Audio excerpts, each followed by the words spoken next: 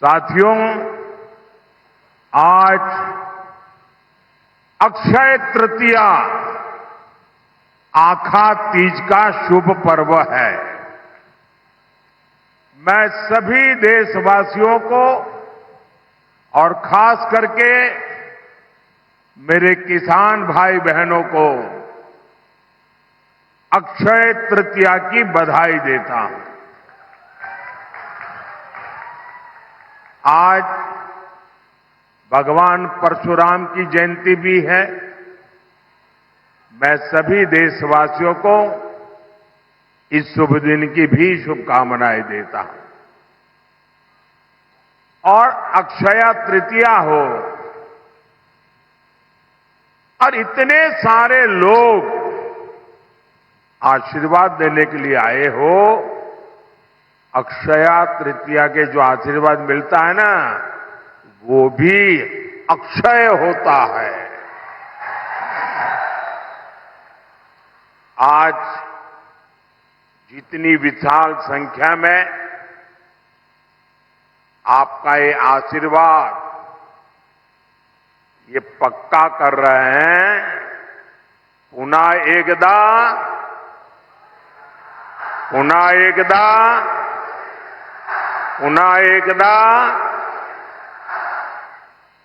मैं देख रहा हूं अभी भी हुजूम का हुजूम अंदर आ रहा है।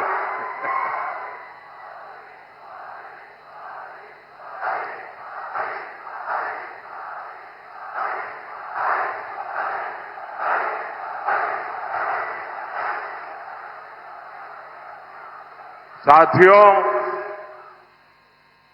यहां नंदुरबार और गुजरात के बीच कोई दूरी नहीं है। और पहले भी मेरा खूब यहां आना जाना होता था। और नंदुरबार आए और चौधरी की चाय न पिए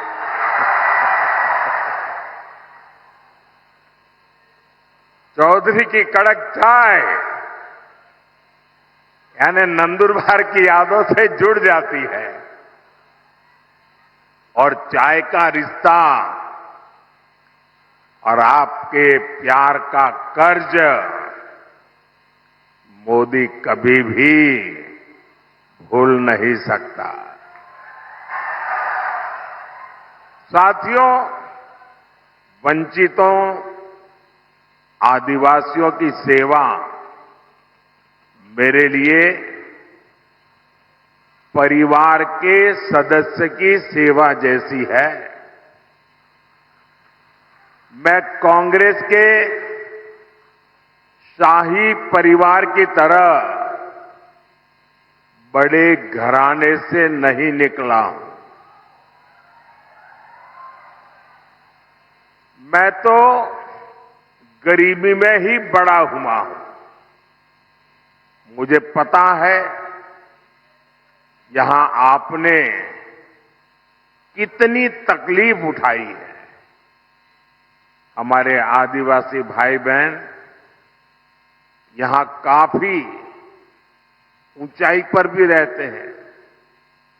पानी के लिए कैसे आपको उतरकर नीचे आना पड़ता था, तब पानी मिलता था।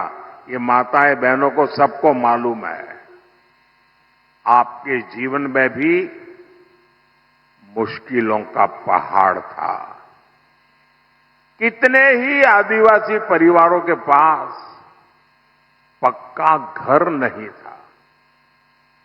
आजादी के 60 साल बाद भी गांवों में बिजली नहीं पहुंची थी। और इसलिए मोदी ने संकल्प लिया था, हर गरीब को घर, हर आदिवासी को घर, हर आदिवासी के घर में पानी, हर परिवार को पानी की सुविधा। दूर सुदूर जंगलों में भी गांव क्यों न हो, हर गांव में बिजली। साथियों, हमने नंदुरबार के करीब 1.25 लाख, देखिए आजादी के 70 साल के बाद मैं कह रहा हूं, करीब 1.25 लाख गरीबों को हमने पीएम आवास पक्का घर दिया सिर्फ नंदुरबार में। और मेरा एक काम है, मैं करोगे आप लोग? मेरा एक काम करोगे? ये मेरा दिली काम है, करोगे? माताएं बहनें करेगी? ये जो पीछे लोग खड़े हैं वो करेंगे? हाथ ऊपर करके बताओ, करेंगे तो मैं बताऊं करेंगे। अच्छा, मेरा एक काम करना, इन दिनों आप चुनाव के लिए जब भी गांव में जाए, मोहल्ले में जाए, और अगर आपके ध्यान में आए कि भाई ये 2 परिवार है, उनको अभी गैस का कनेक्शन नहीं मिला है, ये 2 परिवार रह गए हैं, उनको नल से जल नहीं मिला है, अभी 4 परिवार रह गए हैं, वो तो अभी कच्ची झोपड़ी में रहते हैं, उनको पक्का घर नहीं मिला है, आप उनका नाम पता लिख लीजिए और मुझे भेज दीजिए। और मेरी तरफ से उनको गारंटी दे देना कि मोदी आए थे, मोदी ने कहा है तीसरे टर्म में मैं 3 करोड़ और घर बनाने वाला हूं, आपको पक्का घर मिलेगा। तो ये बता देंगे, देखिए आप ही मेरे मोदी है, तो करेंगे। देखिए, हमने घर दिया मतलब 4 दीवारें दी ऐसा नहीं है, हमने घर के साथ बिजली, पानी, गैस कनेक्शन भी दिया। एनडीए सरकार ने महाराष्ट्र के 20,000 से अधिक गांवों में हर घर जल पहुंचाया है। मैं शिंदे जी, देवेंद्र जी को बधाई देता हूं, आपने मेरे हाथ मजबूत कर दिए। इसमें नंदुरबार के 111 गांव जो कठिन एरिया था वो भी शामिल है।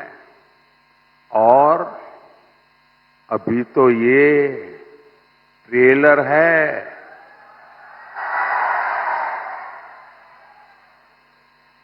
अभी तो मोदी को बहुत कुछ करना है और आपके लिए करना है।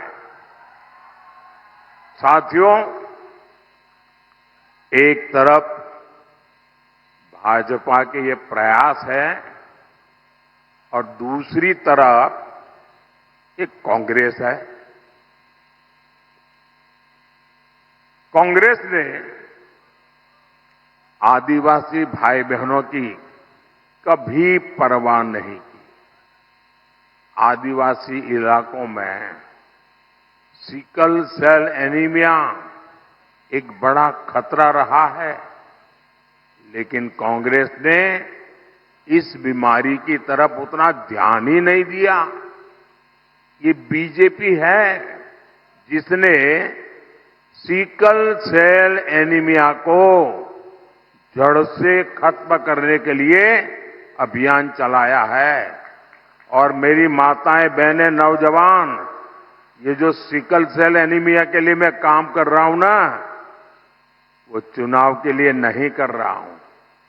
आने वाली आपकी अनेकों पीढ़ियों के लिए मैं लगा हुआ हूं, ताकि उनको वो ऐसी बीमारी ना आए। कोई गरीब कुपोषण का शिकार ना हो, हमने इसकी भी चिंता की। आज नंदुरबार से के 12 लाख से ज्यादा लोगों को मुफ्त राशन मिल रहा है। साथियों, कांग्रेस जानती है कि वो विकास में मोदी का मुकाबला कर ही नहीं सकते, और इसलिए वो इस चुनाव में झूठ की फैक्ट्री खोल के बैठ गए हैं, झूठ फैलाकर वोट लेना चाहते हैं। कभी आरक्षण को लेकर झूठ, कभी संविधान को लेकर झूठ, और इन्होंने पूरा इकोसिस्टम ऐसी अफवाहें फैलाने के लिए 24 घंटे लगा के रखा है। साथियों, आरक्षण पर कांग्रेस का हाल चोर मचाए शोर, ये चोर मचाए शोर वाला है। धर्म के आधार पर आरक्षण बाबा साहब के सिद्धांतों के खिलाफ है, बाबा साहब की भावना के खिलाफ है। संविधान निर्माताओं ने जो संविधान बनाया, उसकी पीठ में छुरा भोंकने वाला ये माफ न कर सके ऐसा पाप है। लेकिन कांग्रेस पार्टी का एजेंडा है दलित, पिछड़े, आदिवासी, इनका आरक्षण छीन करके माइनॉरिटी के नाम पर अपने वोट बैंक को दे देना। और मैं ऐसे हवा में नहीं कह रहा हूं, मेरे पास मजबूत उदाहरण है। और इसलिए मेरे भाई बहन, आप घर घर हर एक आदिवासी परिवार को समझाइए, और मेरे आदिवासी समाज के पढ़े लिखे लोग हैं, उनको भी मैं करबद्ध प्रार्थना करता हूं कि आप समाज को जगाइए। ये कितना बड़ा संकट कांग्रेस वाले लेकर के आए हैं। अब उन्होंने क्या किया, कर्नाटका में धर्म के आधार पर आरक्षण देने की दिशा में बहुत बड़ा कदम उठाया, और उन्होंने कहा रातों रात कर्नाटका में जितने भी मुसलमान लोग हैं, उन सबको रातों रात ओबीसी बना दिया। एक ऑर्डर निकाल दिया, मुख्यमंत्री ने थप्पा मार दिया। अब हुआ क्या, जो ओबीसी को आरक्षण मिलता है, उसका सबसे बड़ा हिस्सा ये रातों रात ओबीसी बन गए, उन्होंने लूट लिया। अब बताइए, ये वो आदिवासियों के लिए करना चाहते हैं, वो दलितों के लिए करना चाहते हैं, और ये कर्नाटका का मॉडल पूरे देश में लागू करना चाहती है। एससी, एसटी, ओबीसी का आरक्षण खत्म करने के लिए। और मैं गंभीरता से कह रहा हूं, ये महाअघाड़ी आरक्षण का महापक्षण का महाअभियान चला रही है। वहीं एससी, एसटी, ओबीसी का आरक्षण बचाने के लिए मोदी महारक्षण, आरक्षण का महारक्षण का महायज्ञ कर रहा है। मैं पिछले 17 दिन से लगातार कांग्रेस पार्टी को चुनौती दे रहा हूं। मैं कांग्रेस से पूछा कि वो लिख कर दें कि वो एससी, एसटी, ओबीसी का आरक्षण उसके टुकड़े करके एक टुकड़ा मुसलमान को नहीं बांटेंगी। मेरा सवाल सही है कि गलत है भाई? सही है कि गलत है? अब वो ये मुसलमानों को देना चाहते हैं, और कांग्रेस जवाब भी नहीं देती है। सच बोलो ना भाई कि हम नहीं देंगे। इसका मतलब ये इनका हिडन एजेंडा है, आपका हक लूटने का खेल है भाई। मेरे इस चैलेंज पर कांग्रेस की चुप्पी थी, यानी दाल में काला है। ये चाहे जितनी भी कोशिश कर लें, देश विरोधी ताकतों के साथ मिलकर कितना ही झूठ फैला ले, आपके पास मोदी का भरोसा है, आपके पास मोदी की गारंटी है। और आप लिख के रखिए, मोदी जब तक जिंदा है, मोदी जब तक जिंदा है, एससी, एसटी, ओबीसी में से आरक्षण का रत्ती भर भी हिस्सा मैं किसी भी धर्म के आधार पर नहीं देने दूंगा। कोई उसको हाथ नहीं लगा सकता है। और देशवासी,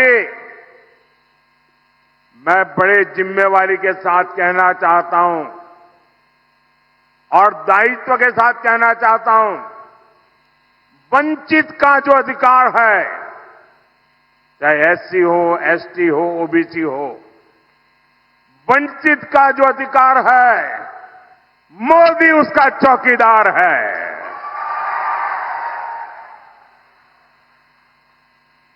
मोदी की चौकीदार में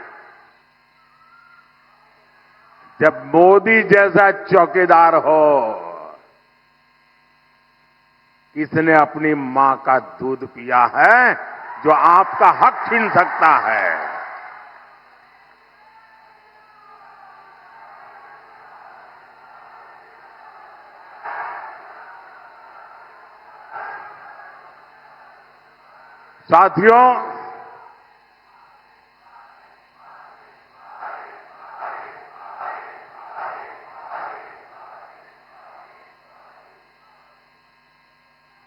साथियों, हम तो माता शबरी की पूजा करने वाले लोग हैं, लेकिन कांग्रेस ने कभी आदिवासी समाज को सम्मान नहीं दिया और नहीं मिलने दिया। आदिवासी क्रांतिकारियों ने आजादी की लड़ाई में इतने बलिदान दिए, लेकिन कांग्रेस ये बलिदान की बात मानने को तैयार नहीं है। आजादी की लड़ाई का पूरा श्रेय कांग्रेस केवल एक परिवार को ही देती रही है। ये भाजपा है जो देश भर में आदिवासी स्वतंत्रता सेनानियों पर म्यूजियम बनवा रही है, ताकि आने वाली पीढ़ियों को पता चले कि हमारे पूर्वज आदिवासियों ने देश के लिए कितने बड़े बलिदान दिए थे। साथियों, आप सभी जानते हैं, भाजपा ने, एनडीए ने आदिवासी बेटी को राष्ट्रपति बनाया और पहली बार ऐसा हुआ। लेकिन आपको याद रहना चाहिए, वो कौन लोग थे जिन्होंने आदिवासी बेटी द्रौपदी मुर्मू जी को चुनाव, राष्ट्रपति का चुनाव हराने के लिए रात दिन एक कर लिए थे। वो कौन थे? ये कांग्रेस वाले थे, जिन्होंने एक आदिवासी बेटी को राष्ट्रपति बनने से रोकने के लिए रात दिन एक किया था। और कांग्रेस पार्टी ने ऐसा क्यों किया? और इसकी एक वजह अभी 2-3 दिन पहले ही खुली है। कांग्रेस के जो शाहजादे हैं ना, उनके गुरु अमेरिका में रहते हैं।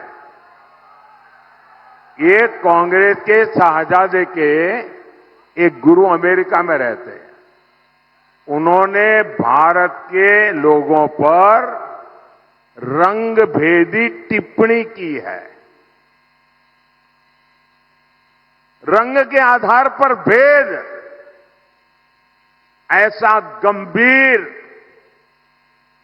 आरोप लगाया है। अरे, जिनका रंग भगवान कृष्ण जैसा होता है, कांग्रेस उन्हें अफ्रीकन मानती है। और इसलिए द्रौपदी मुर्मू जी राष्ट्रपति बने, उन्हें ये मंजूर ही नहीं था। आप लोग बताइए, यहां जो भगवान कृष्ण के रंग वाले हैं, क्या वो सब अफ्रीकन है क्या? क्या ये अपमान है कि नहीं है? क्या आदिवासी समाज का अपमान, इसका बदला लेने के लिए ये रंगी की बातें कर रहे हो? साथियों, कांग्रेस पार्टी का एजेंडा कितना खतरनाक है, ये शहजादे के गुरु ने इसका भी खुलासा किया है। ये शहजादे के गुरु ने अमेरिका से कहा है कि राम मंदिर का निर्माण और रामनवमी का उत्सव ये आइडिया ऑफ इंडिया के खिलाफ है, भारत के विचार के खिलाफ है। उन्होंने यहां तक कह दिया, मोदी मंदिर जाता है, वो भी उनके पेट में चूहे दौड़ने लग जाते हैं। कांग्रेस, मेरा मंदिर जाना भी भारत विरोधी है। बताइए भाई, क्या मंदिर जाना ये देशद्रोह है क्या? जरा आप बताइए, देशद्रोह है क्या? क्या ये भारत विरोधी काम है क्या? आप कल्पना कर सकते हैं? आप कांग्रेस की मानसिकता देखिए। ये राम के देश में राम मंदिर को देश विरोधी बता रहे हैं। ये तुष्टीकरण के लिए सरकारी इफ्तारी करने वाले लोग, ये आतंकवादियों की कब्रों को संवारने वाले लोग, ये हम सबके प्रभु राम और जिनका राम मंदिर जहां हम जाते हैं, उस राम मंदिर जाने को देश विरोधी बता रहे हैं। मेरे भाई बहन, हम तो माता सबरी के पुजारी हैं। ये इंडी गठबंधन हमला ये मोदी पर नहीं, 140 करोड़ देशवासियों की आस्था पर है। ये हमला आप पर है, ये मेरे देश के आदिवासियों पर हमला है। कांग्रेस पार्टी देश से हिंदू आस्था को मिटाने का षड्यंत्र कर रही है। साथियों, प्रभु श्री राम जीवन के उच्चतम आदर्शों, महानतम गुणों और सुंदरतम मूल्यों के महासंगम है। भारत के अस्तित्व का आधार राम से है और भारत के भविष्य का प्रेरणा पुंज भी प्रभु श्री राम है।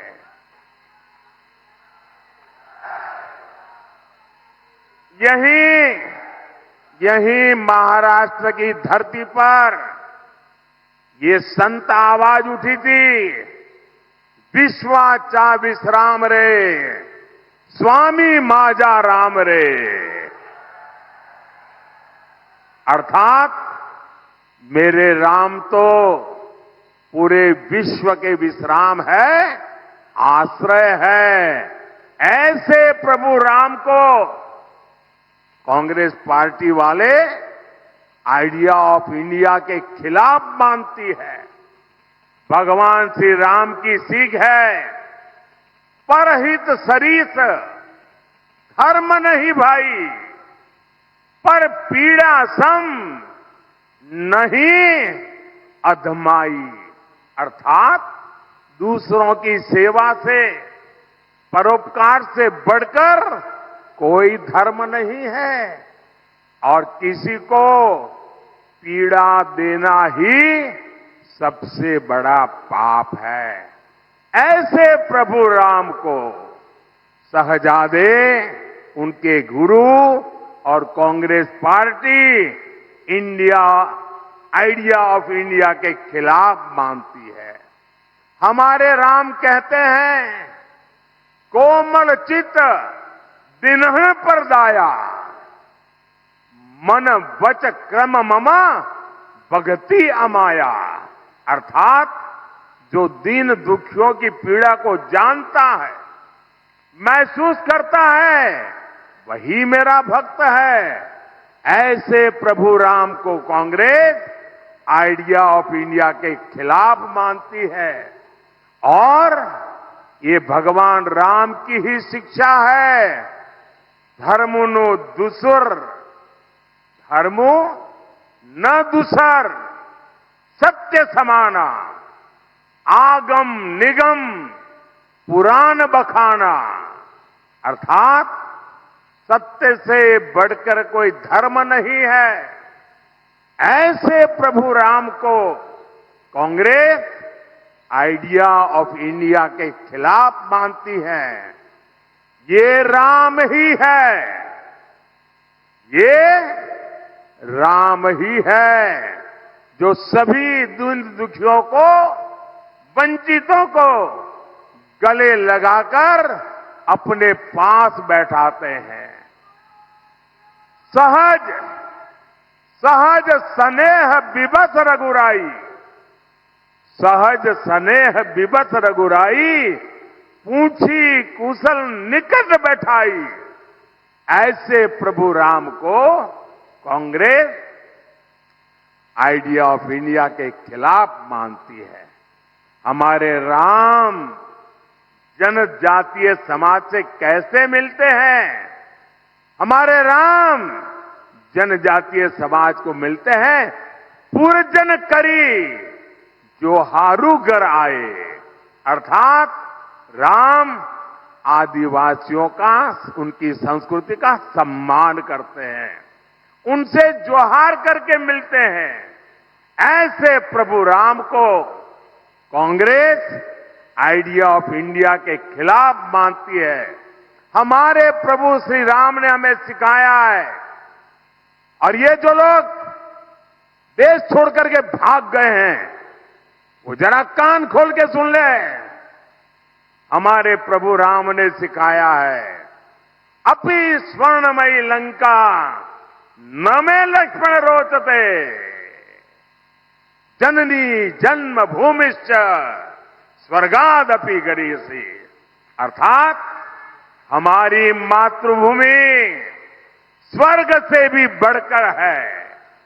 यानी राष्ट्र प्रथम, नेशन फर्स्ट। ऐसे प्रभु राम को कांग्रेस आइडिया ऑफ इंडिया के खिलाफ मानती है। साथियों, ये लोग इतने अहंकार से भरे हुए हैं कि गरीब इनके लिए कोई मायने नहीं रखता। ये लोग सत्ता में रहते हैं तो गरीब को दुत्कारते हैं, उसे तरसा तरसा कर रखते हैं। आज एक गरीब का बेटा आपका सेवक बनकर के प्रधानमंत्री पद से ये जब काम कर रहा है, तो ये गरीब विरोधी मानसिकता वाले, शाही परिवार की मानसिकता वाले इसे बर्दाश्त नहीं कर पा रहे हैं। और ये नकली शिवसेना वालों की गरीब से कितनी नफरत है, ये इन्होंने फिर बताया है। ये नकली शिवसेना वाले मुझे जिंदा गाड़ने की बात कर रहे हैं। एक तरफ कांग्रेस है जो कहती है मोदी तेरी कब्र खुद देगी, और दूसरी तरफ ये नकली शिवसेना है जो मुझे जिंदा गाड़ने की बात करती है और मुझे गाली देते हुए भी ये लोग तुष्टीकरण का पूरा ध्यान रखते हैं। मोदी की कब्र खुदेगी, मोदी को जिंदा गाड़ देंगे और इसमें भी अपने वोट बैंक को पसंद आए वही गाली दागोगे क्या? साथियों, मुझे कई बार ये सोचकर दुख होता है कि बाला साहब ठाकरे को कितना दुख होता होगा। मैंने बाला साहब को निकट से देखा है, उनके मन को, दिल को छू करके मैंने देखा है।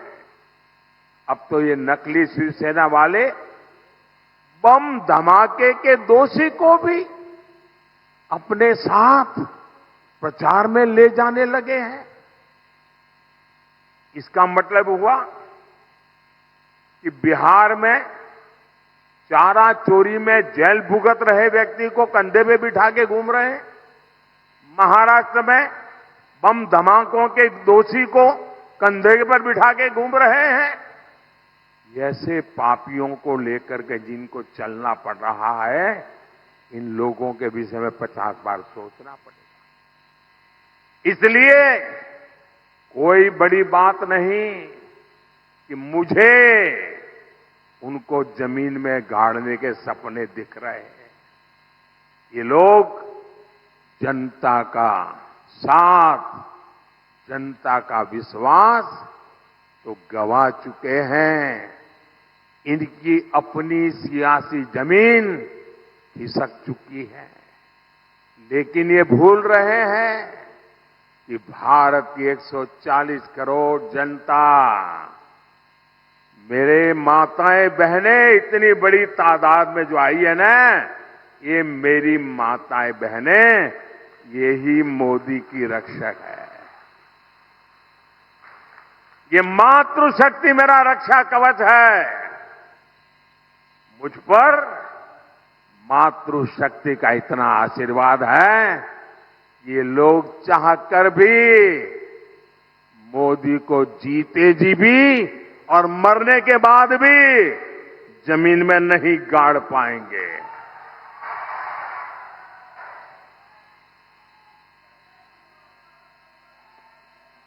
साथियों, महाराष्ट्र के एक दिग्गज नेता 40-50 साल से वो ऐसे ही कुकरी मारते रहते हैं। बारामती के चुनाव के बाद वो इतने चिंतित